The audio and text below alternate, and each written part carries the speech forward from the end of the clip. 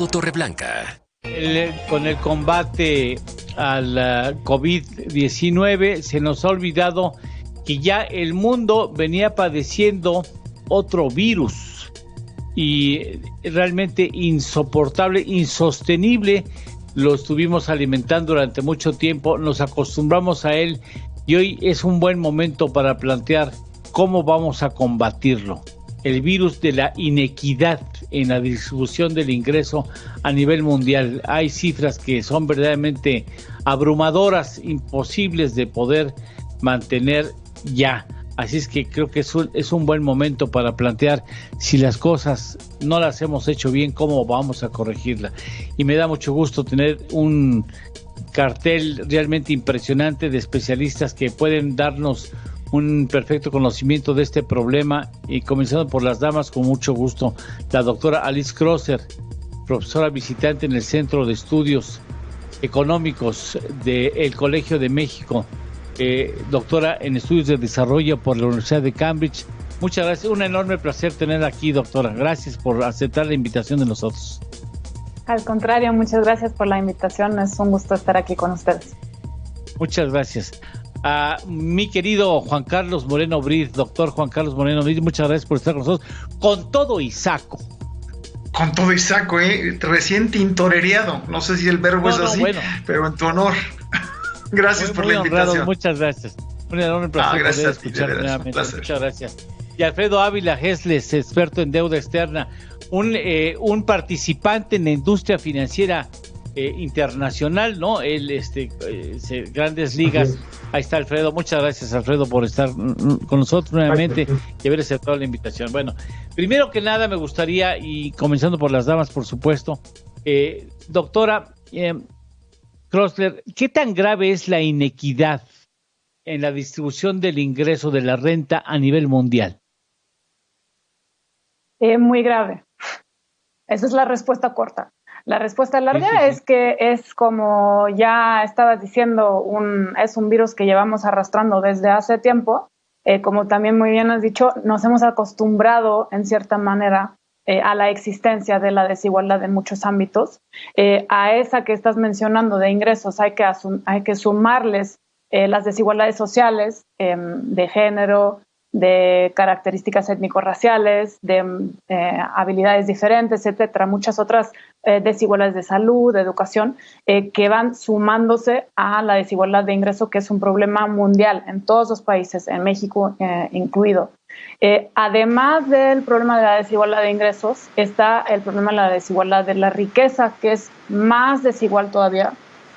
O sea, la riqueza está distribuida de una forma más desigual que el ingreso. Y eso en México significa que el 1% de la población tiene alrededor del 20% de la riqueza, ¿no? O incluso se puede pensar más. No sabemos exactamente porque hay muy pocos datos acerca de la distribución de la riqueza. En el sentido de la distribución de ingresos, sabemos que también la parte más alta de la distribución, podría ser el 10% más alto, tiene alrededor pues casi la mitad de la riqueza de los ingresos acaparados para sí mismo, ¿no? Eso es un problema en todos los países del mundo. Los números, como les digo, varían un poco porque en las encuestas nacionales que hacemos para medir la desigualdad generalmente no capturamos el ingreso ni la riqueza de las personas que más ingreso o riqueza tienen generalmente, ¿no? Entonces subestimamos la desigualdad que pensamos tener y esa ya es bastante alto. Entonces es un problema bastante alarmante. Que, por cierto, se ha empeorado. Sí, lamentablemente. Ahora, fíjese qué curioso, y introduzco un elemento a partir de la magnífica respuesta de la doctora Crosser. Decían que las guerras y las pandemias servían para equilibrar un poco esas desigualdades, excepto en la que estamos viviendo, que ha agudizado mucho la distribución inequitativa del ingreso y de la riqueza. ¿No es así, doctora? Es así, se pensaba o se piensa que históricamente las crisis muchas veces han equilibrado las distribuciones. Sin embargo, eso depende mucho de la crisis, ¿no? De la constitución de la crisis en particular y también del momento histórico y del impacto que pueda tener esa crisis. En este caso, como es una crisis de salud, si pensamos en una donde sí se equilibró el ingreso después de una crisis en la Edad Media, después de la Gran Peste Negra, pues ahí lo que pasó fue que se murió más o menos la mitad de la población en algunos lugares, ¿no? Entonces, cuando el impacto en vidas es tan grande, después, como quedan menos personas, se equilibra, o sea, se aumenta el ingreso para las personas que quedan, porque hay más demanda por obra de pues trabajo, mano de obra, etcétera, ¿no? Eso ahora, afortunadamente, podríamos decir, no está pasando, no está muriendo la mitad de la población, que sería un costo mucho más alto todavía que el que estamos pagando ahora en términos de vidas, ¿no? Pero considerando que los efectos más graves ahora en esta crisis que es de salud económica, de salud mental incluso, ¿no? De relaciones sociales, ahora el impacto es más grave para las personas que menos protección social tienen y que menos posibilidades de quedarse en casa o tener fuentes de ingreso y ahorro extra tienen, y esas suelen ser las personas en condiciones de pobreza más segura, ¿no? O en condiciones de vulnerabilidad. Esas son las personas que están más afectadas en esta crisis actual. Por eso aumenta la desigualdad en esta crisis. Bien. Doctor Juan Carlos Moreno, dime, Juan Carlos, ¿por qué nos acostumbramos? O sea, ¿cómo consentimos que fuera conformándose un escenario tan inequitativo? ¿Por qué la humanidad no se preocupa porque las inequidades sean menos extremas? Yo creo que la pregunta es muy buena y ahí tendríamos que ver el nos. ¿Quiénes somos los que nos hemos acostumbrado a eso? Si nos vamos a Santa Fe, queridísimo, hay una barranca muy famosa. De un lado de la barranca no se ve para abajo, ya se acostumbraron a no ver para abajo. Y no estoy seguro que del otro lado de la barranca se hayan acostumbrado a no ver para arriba. Entonces, en ese sentido, habría que ver si de veras nos hemos acostumbrado. Pero creo que ponderando por clase social o por riqueza, sí, las élites se han acostumbrado a que, bueno, pensemos mejor en la pobreza, que todos los barcos suban y no importa si unos barcos más grandes y unos barcos más chiquitos. Te diría que el gran problema, Eduardo, y dicho no por ni La Jornada, ni el Reforma, ni periódicos de hiperizquierda, hiperderecha, el Fondo Monetario Internacional, el Banco Mundial, la CEPAL, Oxfam, que la desigualdad se ha vuelto un problema no solo ético, sino un problema económico. O sea, para poder crecer tenemos que tener una mejor distribución, como dijo la doctora, no solo del ingreso, de las oportunidades, de la riqueza. ¿Dónde se toman mejores decisiones? En una economía más igualitaria, una economía en la cual el ingreso, el poder está fuertemente concentrado. Entonces nos hemos acostumbrado, Eduardo, porque es muy funcional para muchos de nosotros. Si quieres, digo, pues en total no voltees, ¿no? Está un señor ahí vendiendo periódicos en la calle, bueno, pues le compras y ya te sientes bien. Pero los problemas de la desigualdad están ligados a los problemas de crecimiento, en particular de América Latina y de México, no se corrigen con el buen corazón de uno que otro filántropo, uno que otro buena onda, como nosotros cuatro acá. Entonces es un problema que o lo corregimos o las decisiones económicas seguirán tomando bastante mal y México seguirá insertado como América Latina en una trampa de muy, muy pobre crecimiento y aguda pobreza. Si no atendemos la desigualdad, no hay manera de salir de esta danza que cada vez está peor. Claro. Alfredo, gracias, doctor. Alfredo, tú has participado en una industria que le encanta generar riqueza. Es cruda, perdóname que lo exprese de esa manera, sí. Esta industria financiera es muy macha, es profundamente, a veces incluso hasta racista, es descarnada, lleva la vida al exceso, lo hemos visto en las películas y lo sabemos que la realidad supera las películas. En el contexto de esta industria, ¿hay gente que se preocupa por la inequidad en la distribución del ingreso mundial? Mira, déjame empezar por la primera pregunta que le hice a la doctora. Es muy importante mencionar que en esta pandemia, a lo largo de la pandemia, la velocidad del dinero ha caído enormemente. El multiplicador que se venía dando en economías normales es bajísimo. Entonces, ¿a quién afecta más? Afecta a la gente de servicio, a la gente de turismo, ¿no? A la gente que tiene menores ingresos, gente que daba servicio a los demás, restauranteros, lo que tú quieras. Entonces, no permitió el empleo normal y de hecho hubo desempleo de esa parte.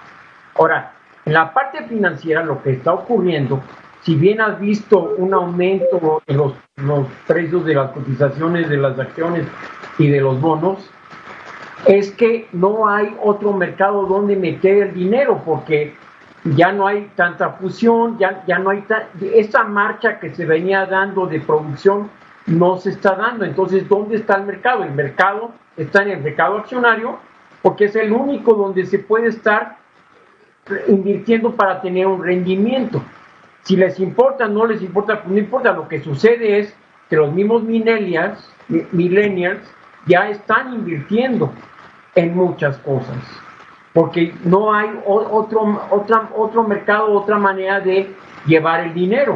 O sea, comprar una tienda o comprar una nevería en este momento no se da.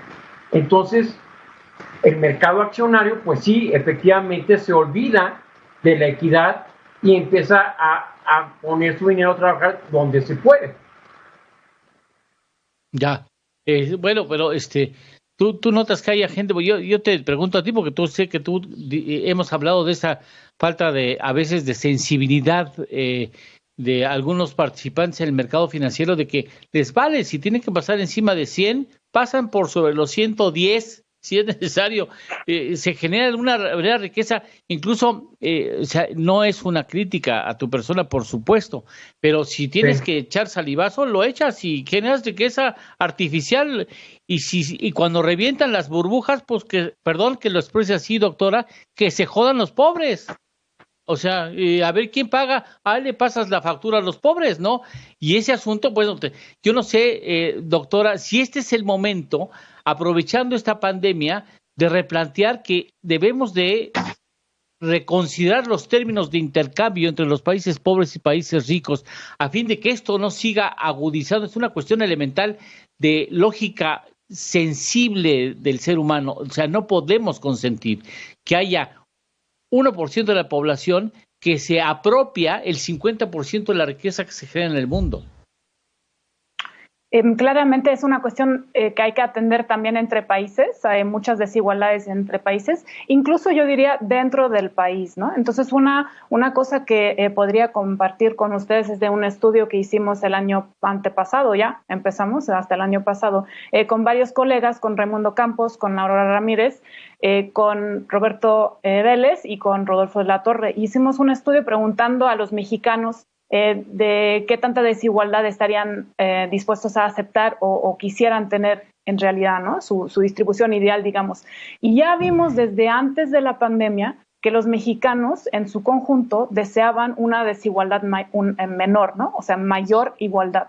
Y pues ahí están algunos que desean una igualdad absoluta, que no existe en ningún país del mundo, es casi una cuarta parte de la población, pero en promedio quisiera una desigualdad que se asemeja a lo que actualmente vive Canadá, por ejemplo, ¿no? O Francia, que es una situación muchísimo más igual que la de México. No es tanto a lo mejor como algunos países nórdicos, pero sí es mucho más alto que la que existe hoy día, ¿no? Entonces ahí vemos que incluso antes de que se agudizara esta situación, ya la mayoría de los mexicanos estaba a favor de tener una igualdad más grande. Entonces, claramente hay que atender ese tema, no solo por cuestiones éticas y económicas, sino también porque es un deseo de la población vivir en una sociedad más igualitaria. Sí, esto y este sería el momento, Juan Carlos, o sea, yo como ciudadano del mundo digo, ¿y por qué no hace nada la ONU? O sea, ¿por qué no se preocupan por plantear el tema y decir vamos a hacer algo como hicimos con el Acuerdo de París en materia ecológica, en materia de cuidado ambiental?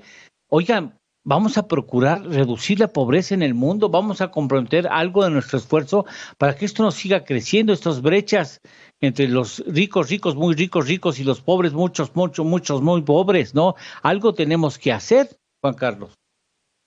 Tienes toda la razón, nada más yo recordaría que la ONU, no es un ente paralelo a los gobiernos, la ONU representa a los gobiernos. Entonces, si no hay la voluntad política en los gobiernos de hacer algo, la ONU no puede hacer absolutamente nada. Es una organización de estados. Entonces, yo diría que la pregunta muy importante, pues siendo mexicanos, retomemos por qué en nuestro país la desigualdad no pinta. Ahorita, no pinta en el monitor de preocupaciones. Inclusive nuestro gobierno, el actual, hablaba de la pobreza, nunca habló de la desigualdad. Y ahorita, como mencionaba Alfredo, los booms accionarios o los booms, si recordamos la crisis de 2008-2009, empezó, digo, uno de los detonadores fue el colapso hipotecario, los subprime, ¿no? Entonces, al final, el tema, como lo puso Alfredo, lo puso muy, muy bien, es increíblemente preocupante en el sentido de que, bueno, ¿dónde vas a invertir más que en papeles? ¿Cuánto tiempo puede estar la separación entre el valor de las acciones y el valor de lo real? ¿Por qué, como dijo Alfredo, por qué no invertimos en una paletería? ¿O por qué no invertimos en una tienda de abarrotes, en la miscelánea? ¿Por qué? Porque la gente no tiene dinero. Entonces, en un sentido, al final de la historia, la creación de valor no se da en las acciones. La creación de valor, en el sentido de valor agregado, empleos, ganancias y demás, no es por el lado de las acciones, es por el lado de la economía real. Entonces, si tuviéramos una política redistributiva, luego podemos entrar a cuáles son los mecanismos, pero entonces sí sería muy interesante poner una paletería, porque es, oye, pues es que los pobres, que es, por cierto, de 5 mexicanos 4 somos o son vulnerables, entonces tendrías ese tipo de motor en la economía, y eso es lo que es muy preocupante, que la parte financiera va por su lado hasta que colapse, y luego vienen rescates en algún lado de bancarios o de bancos, etcétera, pero no de las personas. Muy interesante ahorita que la lección que se aprendió de 2008-2009, ahorita si vamos a Estados Unidos, vamos a Canadá, por ejemplo, es rescate de personas y rescate de empresas, es entender que el sector financiero llega un momento en el que solito no puede, es como un globo, no puede, tiene que aterrizar. ¿En qué medida ese aire que lo está inflando, si sigue inflándose sin una pie a tierra, pues es imposible, va a reventar eso? Entonces ahí es cuando necesitamos las políticas en contra de la desigualdad, porque al final, como hemos hablado en otras ocasiones, Eduardo, las economías tienen dos motores, el motor externo y el motor interno. El motor externo está mejorando Estados Unidos sin duda, pero aún los mejores pronósticos no dicen que el motor externo nos va a acercar a ser como Canadá. No vamos a cerrar mucho la brecha, tenemos un país muy polarizado económicamente, con un sector maravillosamente exportador que seguirá haciéndolo de esa manera, y ahora le ponemos lo del TEMEC, todas las cosas que tiene ahí, y un mercado interno que es el motor interno, que es muy triste, muy pobre. Entonces, si no hay poder de compra en ese mercado interno, pues ¿quién va a poner la paletería que dice Alfredo? Yo lo invito a que la pongamos él y yo, o la doctora si quiere venir también, en cuanto haya una política de redistribución. Sin eso no hay manera. Y uno habla, hay que fortalecer el mercado interno. Suena como hagamos regulaciones, ¿no? Vamos a la Secretaría de Economía y fortalezcamos el mercado interno.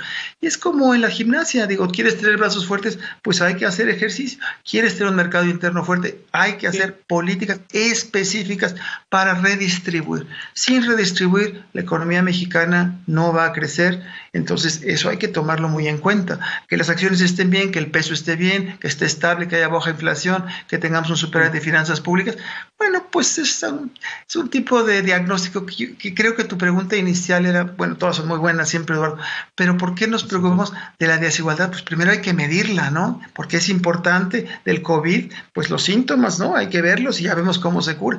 Número uno, es importante lo que está pasando, mucho. Es crucial, no solo por la parte ética de que, ay, quiero vivir en un mundo más igualitario porque es más bonito, ¿no? No, es que no va a funcionar. Las violencias, la descomposición del tejido social, el no pertenecer. Digo, ¿por qué los jóvenes? Bueno, ya podríamos entrar a todas esas manifestaciones de la desigualdad, y por qué sí se nota mucho si te vas a los jóvenes sin esperanzas, porque la desigualdad es brutal, ¿no? Entonces hay que tener esas escaleras hacia arriba para que los jóvenes puedan subir y aprovechar todo ese talento desperdiciado. ¿Cuántos jóvenes están en la calle que no tienen la oportunidad de haber ido ni a la 10ª parte de las escuelas que nosotros 4 hemos ido?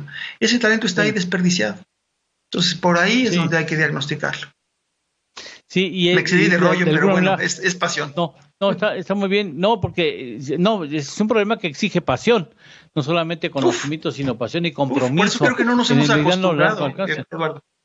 No, es que no se puede uno. Le rayo el coche, se lo robo. ¿Qué prefieres? ¿Que te raye el coche o te lo robe? Es que pues yo decía, ¿sabes qué? Es que no nos podemos acostumbrar. Ese es el problema, que no nos podemos acostumbrar. No. O sea, no podemos estar tranquilos con que esto siga sucediendo así, porque las burbujas, si las conoces tú por dentro, Alfredo, las burbujas, las .com, ¿no?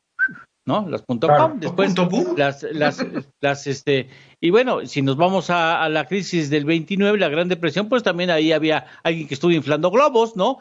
Después vino el asunto de la Suprime, tú échale, tú, mientras aguante el globo, tú sigas ganando dinero, y cuando ves que está a punto de reventar, te sales, o te haces a un lado porque va a reventar.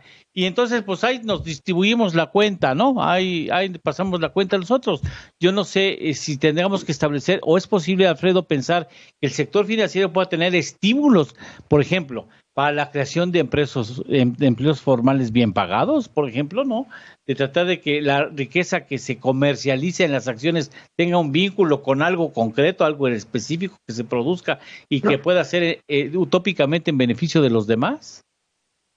Lo que pasa es que antes, las historias son antes de la pandemia y durante la pandemia. Antes de la pandemia se venían creando empleos muy bien, muy fuerte, muy sólido, y empieza un problema al que nadie estaba acostumbrado, nadie conocía, y empiezan a caer los empleos. Entonces, en términos de pandemia, es muy difícil que puedas tú tener programas de aliento para que las empresas contraten gente.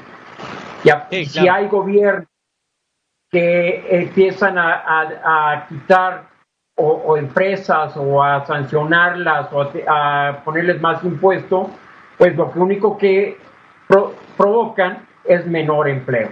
Entonces, lo que hay que hacer en una pandemia es parte de lo que está haciendo Estados Unidos, poner programas de estímulos, ¿no? De que te doy dinero y si te sobra, pues o lo inviertes o pones una tienda o a ver qué haces con ese dinero que está haciendo Estados Unidos, ¿no?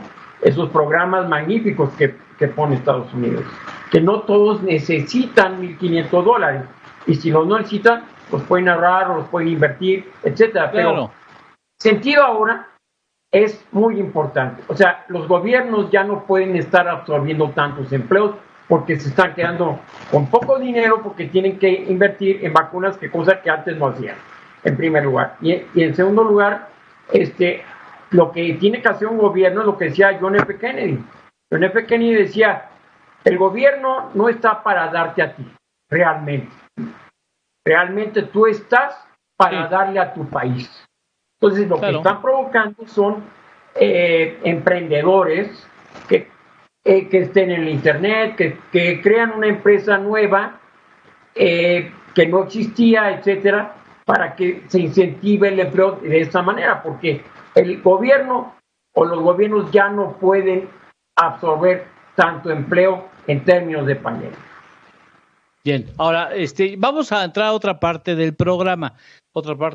Si me ayudan mis compañeros de producción para ir viendo hacia dónde fue, cómo nació este orden económico mundial. Yo recuerdo porque lo he leído, no porque lo haya vivido, en la década de los 30, después, sí, con eso de que ya me vacuné, pues ya me siento por un lado orgulloso y por el otro lado devastado, ¿no?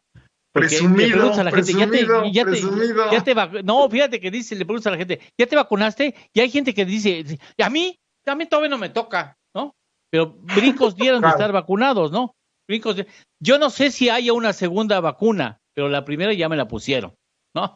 Pero es otro asunto, no tiene nada que ver con esto. Entonces, viene el nuevo orden económico mundial que hoy estamos padeciendo, ya viene desde los 40, ¿no? Empieza a gestarse después de la Gran Depresión, viene en el New Hampshire, si no me acuerdo, mal recuerdo, en ese centro que se gesta con los acuerdos de Bretton Woods, donde Estados Unidos, cual goloso sobrepesado en las piñatas, nunca falta en las piñatas alguien que se avienta que tiene talla 3X, aunque sea niño, y se agandalla más de la mitad de la piñata, ¿no? Y así Estados Unidos llegó, dijo, bueno, pues aquí estos son los arreglos y yo me quedo con la mayor parte de los votos. Ahí organícense ustedes, ¿no? Yo no sé, de ahí nace algo que venimos arrastrando desde entonces, doctora, como que ya es momento de darle una chaineadita, un cambiecito a ese orden que venimos ya padeciendo y que ya vemos las consecuencias o las deformaciones que traía el orden económico internacional. Sí, por supuesto. Ahí omitiste a lo mejor un cambio que hubo después, en los años 70, ¿no? Después de ese arreglo, pues ese arreglo se deshizo a principios de los años 70 y se entró en un nuevo arreglo que tampoco nos está funcionando muy bien. Y ahí yo creo que Juan Carlos es más experto y a lo mejor se acuerda más de los libros que leyó del tema. Miserable. Se acuerda de cuando los estaba leyendo, pero claramente no nos está funcionando el modelo ahorita, el modelo de cada quien preocúpese por sí mismo y cada quien vaya como una isla, ¿no? También ahí el famoso refrán que estaba citando Juan Carlos hasta cierto punto hace un momento, de los barquitos que todos se van a subir con la marea, y lo que pasó es efectivamente los yates se subieron, pero los barcos chiquitos, pues muchos se destrozaron, ¿no? O no subieron pues con esa marea. Entonces ese sistema hay que cambiarlo, ¿no? Y sí hemos visto en otras situaciones, en otras crisis, que es posible hacerlo. Si pensamos precisamente en la época que estabas mencionando de la posguerra, en los años, incluso dentro del tiempo de guerra, los gobiernos se pusieron las pilas y todos se enfocaron en el objetivo de, en un lado, bueno, todos en ganar la guerra, y en algunos lados pues lo ganaron y en otros lo perdieron, pero todos los equipos, digamos, los gobiernos se enfocaron en eso. Y mucho más después el acuerdo posguerra de recuperación de los países en Europa e incluso en Estados Unidos, en otros lugares, fue de un gran concierto de instituciones y fue un esfuerzo concertado, pues, incluso a nivel internacional, ¿no? Pero también dentro de los países. Y ahí lo que se veía era un objetivo, digamos, de desarrollo que ahora no está funcionando de la misma forma, ¿no? A lo mejor hemos intentado tener un pacto aquí para ciertos cambios entre partidos, entre incluso instituciones, pero no ha llevado a un cambio sistémico, que es lo que necesitamos ahora, ¿no? Y lo que estaba diciendo Alfredo hace un momento de la pregunta de qué puedo yo o qué podemos hacer para nuestro país, pues una parte de eso también es si yo puedo contribuir, por ejemplo, con impuestos, ¿no? Entonces, si yo tengo la capacidad de pagar impuestos, tengo que hacerlo. Es mi obligación como ciudadano y como parte de un grupo solidario que es el país, ¿no? Entonces también hay que pensar en esa parte, ¿no? Cómo se financian, por ejemplo, esos programas sociales que se necesitan en una situación de crisis como la actual, pues a través de impuestos tiene que ser, porque así genera dinero el Estado, ¿no? Entonces hay que pensar de dónde se pueden generar esos impuestos, pues de los ciudadanos que sí los pueden pagar. Claro que sí, y esa parte que voy a preguntar, Juan Carlos, eso sí te tocó a ti, me tocó a mí y posiblemente también le tocó a Alfredo. Estoy hablando de la época en donde empiezan a darle un jaque a las naciones desarrolladas, empezando con el embargo petrolero de los países árabes, a las naciones necesitadas de energía, de energía, y después el surgimiento, tú estabas por nacer, Alice, la petición de los países en vías de desarrollo de un nuevo orden económico internacional, que por cierto entra a los informes presidenciales con Luis Echeverría, que vive en los países del tercer mundo. Se nos quedó con las ganas, nada más la petición la hicimos, el escándalo lo hicimos y nadie nos escuchó, pero desde entonces se hablaba y lógicamente de replantear los términos de intercambio, porque bajo los esquemas de que tú me mandas materias primas y yo te regreso los productos terminados al precio que se me pega a mi gana, pues no nos salía bien y sí nos acabamos las materias primas, Juan Carlos. Mira, yo, como dice Alice o Alicia, pues yo me acuerdo, mi mamá me vestía de Winston Churchill porque lo veíamos en las mañanas jugar en el jardín de la casa, no en Inglaterra, pues a esa edad más o menos, pero bueno, no es exactamente la edad que tengo, pero retomando el tema 2, el del orden económico internacional. Sí, tú ya tocaste el origen de ese orden. Yo diría que, ¿por qué no trato de complementar lo que dijiste en términos de si está funcionando o no está funcionando hoy en día?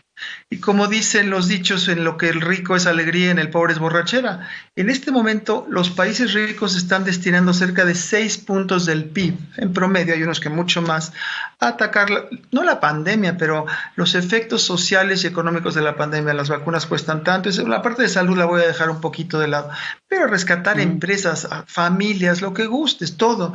Y como dicen los gringos y el Fondo Monetario, el Banco Mundial, hay que hacer lo que sea necesario, do whatever it takes.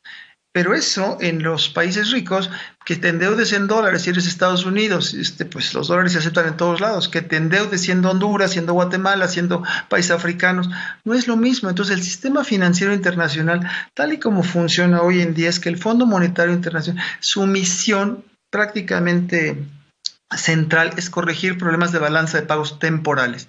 Pero a lo que se metió más bien es a corregir la parte de los deficitarios, decir, no, tú estás gastando mucho, pues recórtale.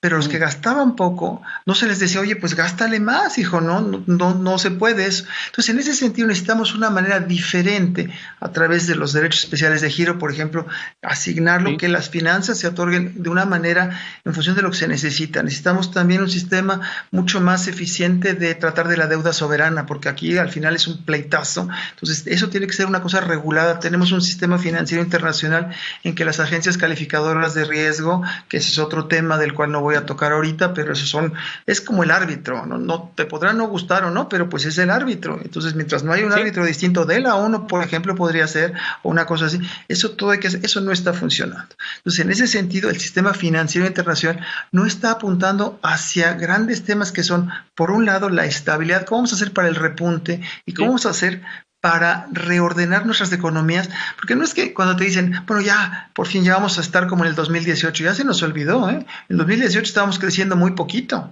entonces necesitamos poder reorientar la estructura productiva, la inversión de otra manera. Y entrando a lo que tú decías, los términos de intercambio, pues a mí me encantaría que por decreto dijéramos, oye, pues que los gringos nos paguen más por el tequila y que nos cobren menos, ya hasta por el petróleo, ¿no? Bueno, pues sí, y te van a decir, pues y luego, y de qué o por qué, ¿no? Entonces necesitamos nosotros reinsertar a la economía mexicana como América Latina en una cadena distinta, mucho más valor agregado y mucho menos en mano de obra barata. El TEMEC nos va a obligar a eso, pero vamos a tener que hacer esfuerzos enormes el sector privado, el sector público y el de trabajadores. Y retomaría nada más una parte que mencionaba Alfredo de la cosa financiera.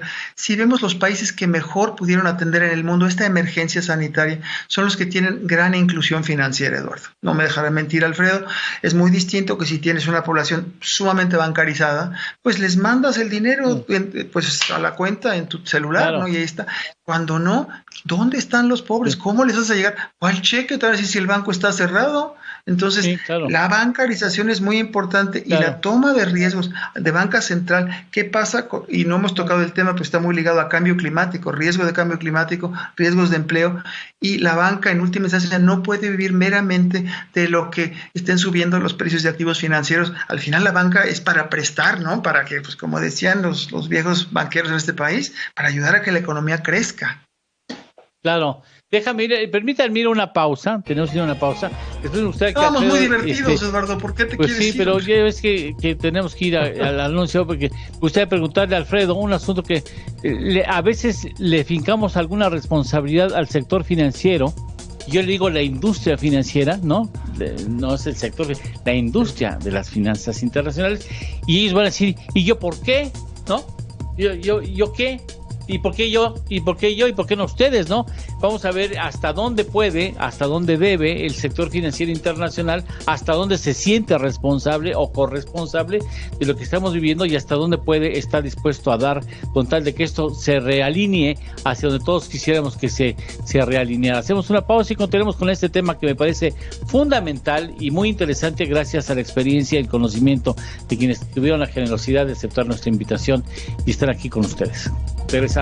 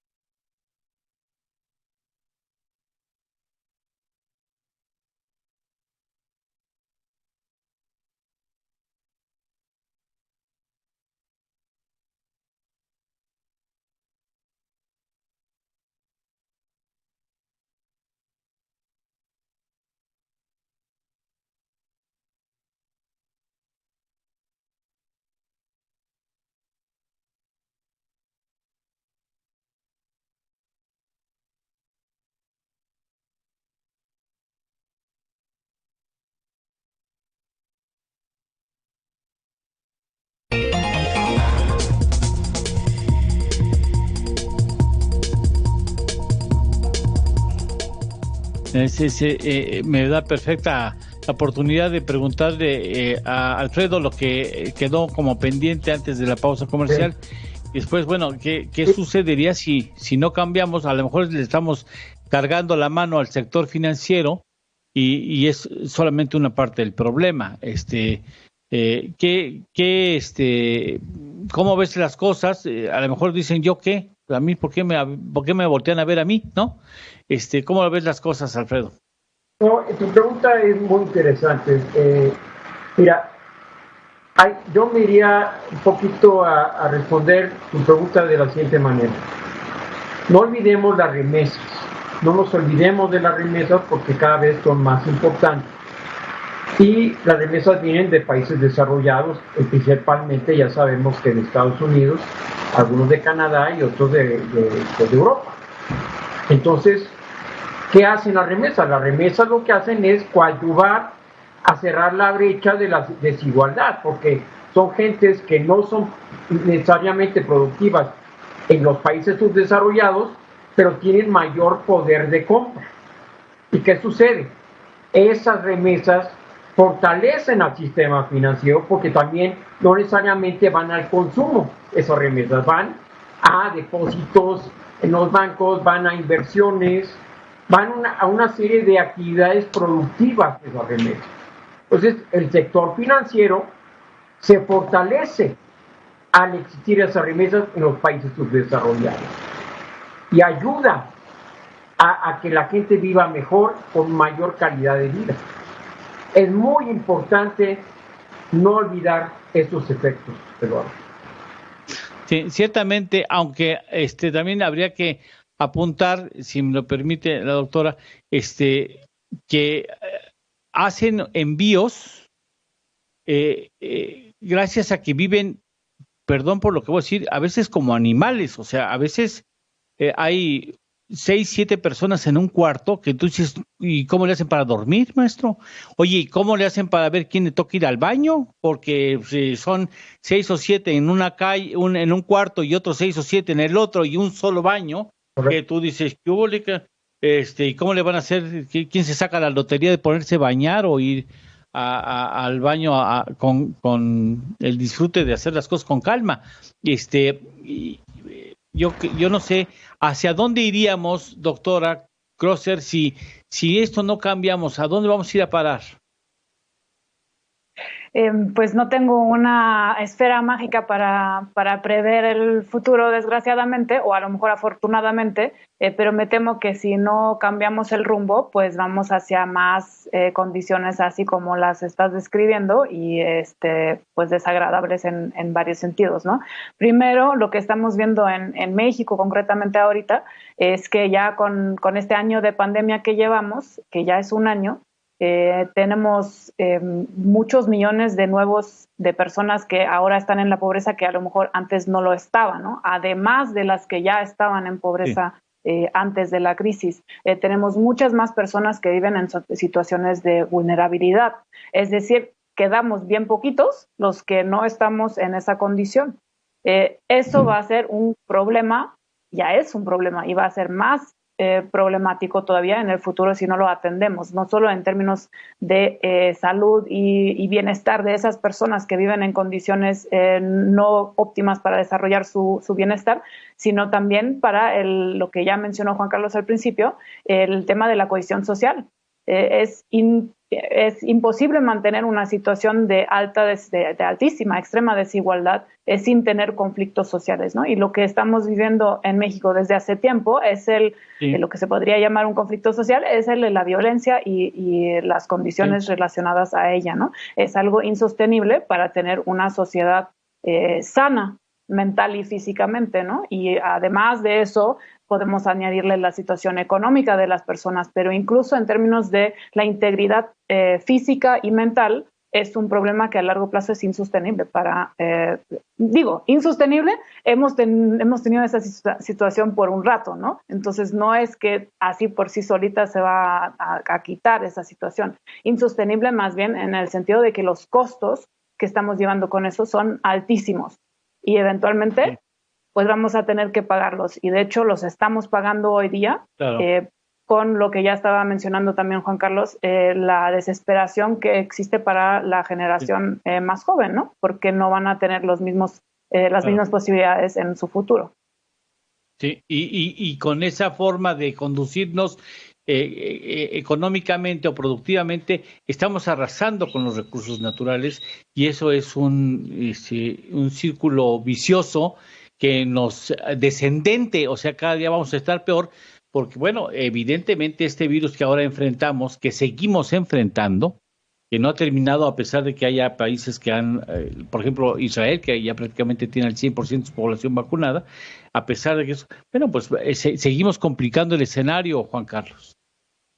Sí, sin duda, Eduardo. Creo que, retomando la pregunta que le hiciste a Alicia y a Alfredo, la verdad es que el sector financiero no tiene por qué ser ni el culpable ni el que nos rescate, porque nadie votó por el sector financiero. O sea, son gente que se ha dedicado a eso, que bueno, lo hace bien, mal o regular, pero el problema está más bien en los gobiernos. O sea, el punto que vemos de la pandemia, ¿qué es lo que está en el fondo de la pandemia? O sea, al final hay un problema de cambio climático brutal, y hay otro problema de desigualdad brutal. ¿Por qué lo que nos enseña la pandemia, Eduardo, es que la salud tuya y mía depende de la salud del más pobre? O sea, empezó esto de los primeros contagiados fue el presidente de la Bolsa Mexicana de Valores, que en paz descanse, una gran persona. Sí. Y entonces la salud del más rico depende del más. Esto es como en el Titanic, nos estamos dando cuenta que pues la música no puede seguir si se están ahogando los de adelante, y que la única manera de salir en esto es reorganizando el presupuesto público. Tenemos que colocar la salud, la seguridad universal de todos, que nada más por ser mexicanos, por ser latinoamericanos, que tengas derecho a una educación de calidad, a una medicina de calidad y a agua y alimentos de calidad, que hayamos dicho, oigan, es que una de las cosas que hay que hacer es que hay que lavarse las manos 20 veces al día. No, pues si tienes agua en tu casa, pues qué bueno, ¿no?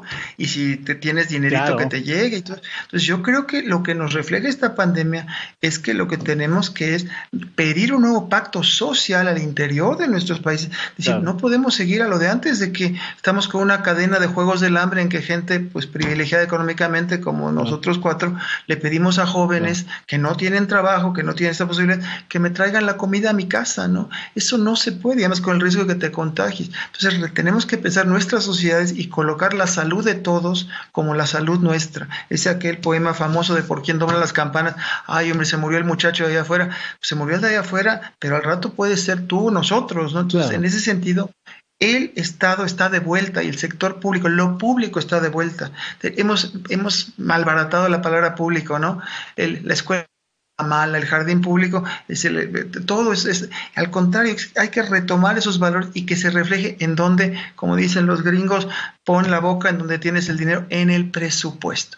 Y la única manera de poder tener ese piso básico es con una reforma fiscal profunda, cobrar mejor de manera más progresiva, gastar mucho mejor, y cuando nos endeudemos por proyectos que valen la pena, y mejor no entro a criticar a algunos de los que andan por ahí flotando. ¿Para qué le entramos a eso? Pero creo que el sector financiero puede ser el culpable de una pequeña crisis, pero no es culpable de esta crisis. Claro. Pero la desigualdad está ahí metida, y la preocupación por el medio ambiente y por la salud de todos tiene que estar ahí. Seremos muy tontos si no capitalizamos las áreas de oportunidad que nos muestra a gritos esta pandemia.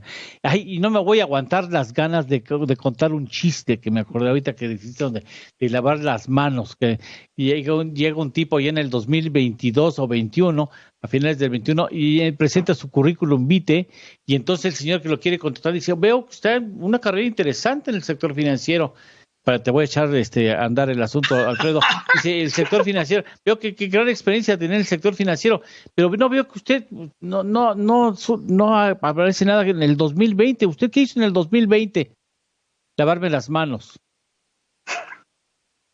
¿No? Era afortunado, lo podía hacer, claro. Tenía agua y jabón, ¿no? Tenía agua, maravilloso, tenía Alfredo. Comida. ¿Sí? Te toca, Alfredo. Es muy importante mencionar que a través de las benditas redes sociales se está moviendo mucho dinero. No es que diga yo que la desigualdad está pasando a equidad, no, pero cada vez hay más flujos de dinero, más efecto multiplicador, que muchos muchachos, señoras, señores, etcétera, lo están usando como un flujo de ingresos. Entonces esto también, aparte de las remesas, esto también está ayudando, ¿no? Que la gente se ponga cada vez más a producir como puede y que esto va a crecer sustancialmente a lo largo de los años. Porque aparte en pandemia aún más, ¿no? Entonces, claro. Es muy importante que desde su casa, porque hay menos costos, no hay tanta gasolina que pagar, alimentos no tanto, se comparte con otra gente de la casa. Entonces, esa inequidad puede bajar durante estos tiempos. Son tiempos que desconocemos y que puede dar algunos resultados negativos, pero otros muy positivos, ¿no? Muy, muy positivos. Bien, permítanme ir a una pausa, tenemos que ir a una pausa, después de la cual tenemos la parte de las conclusiones.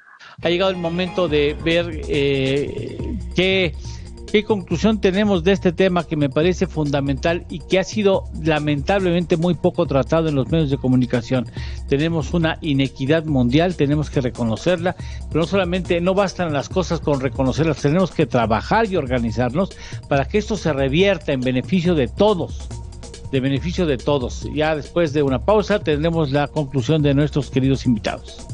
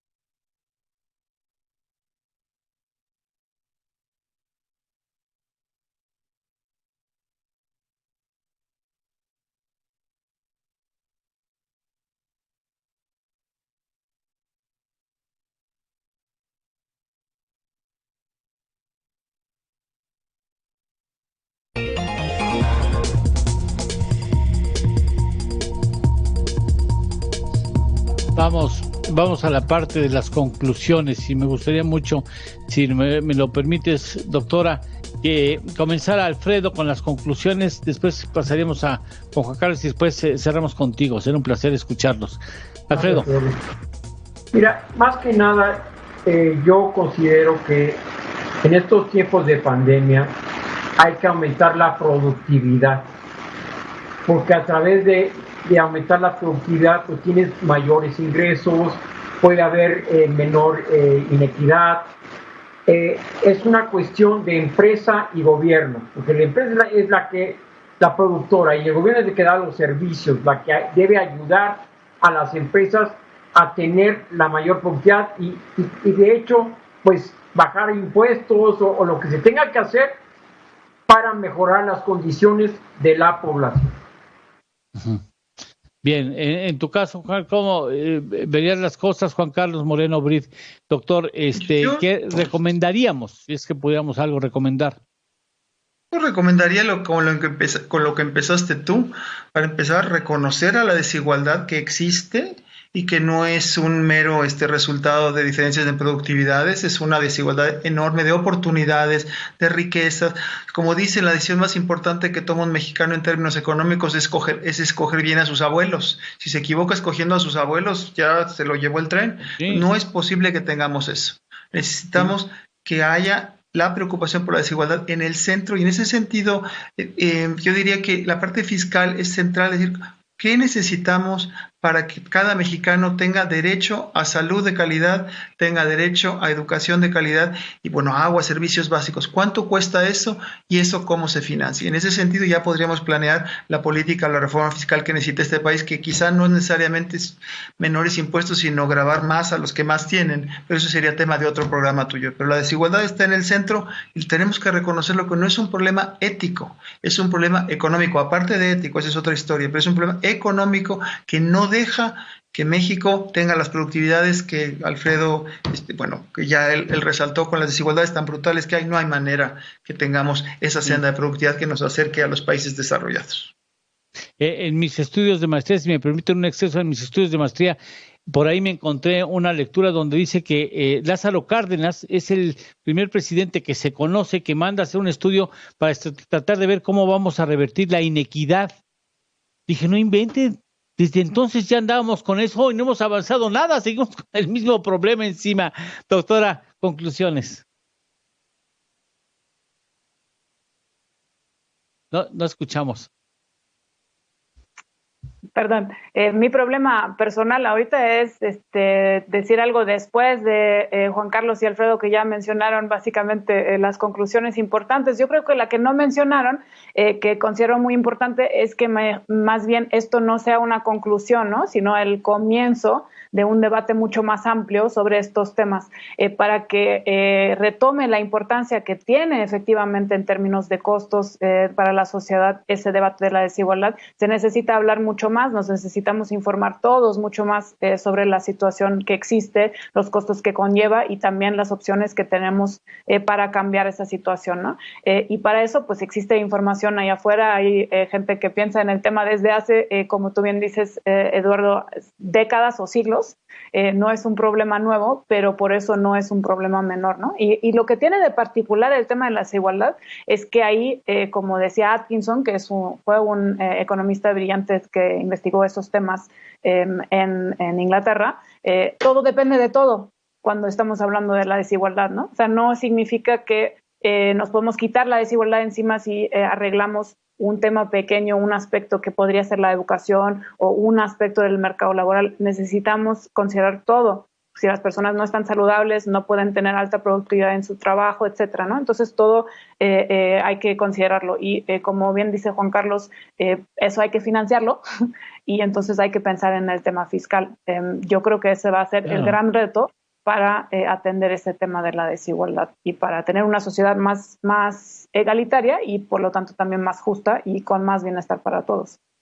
Sí, efectivamente, toca la doctora Alice Crosser un asunto fundamental, que es el asunto de una reforma, digamos, en el caso de México, una reforma hacendaria que prometa o aspire al menos con cierta coherencia a ser redistributiva. O sea, si no hemos aprendido lo que nos cacheteó la pandemia, qué barbaridad. Qué mala oportunidad para distinguir las áreas de oportunidad, perdón por la redundancia, que nos ofrece este país. Si no nos hemos dado cuenta que fuimos unos tontos por haber dejado de invertir en la salud. Qué barbaridad. O sea, dejaremos quizás la última oportunidad para subirnos a un vagón de justicia social. Si después de esto no sabemos qué hicimos mal y qué tenemos que corregir. Para mí ha sido un enorme placer, de veras, he disfrutado terriblemente este programa. Les agradezco de manera muy especial sus conceptos, su claridad, su sencillez al hablar, su conocimiento de estos temas. Gracias, Alfredo, te lo aprecio mucho. Muchas gracias.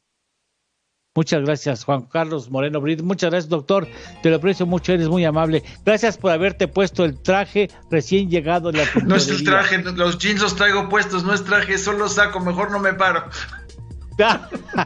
Bueno, sí, Gracias por la invitación con público, con elenco tan de lujo.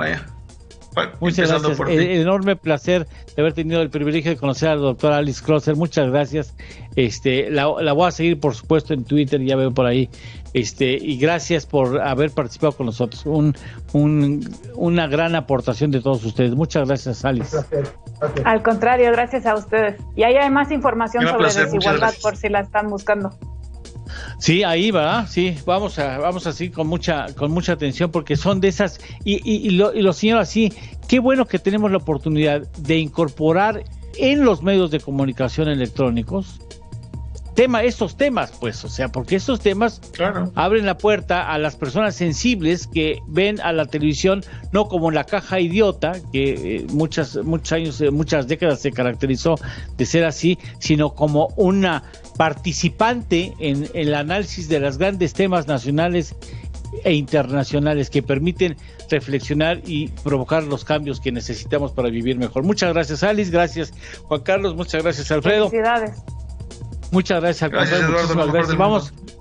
Gracias. Vamos con Joely, ya está lista Joely Ramírez.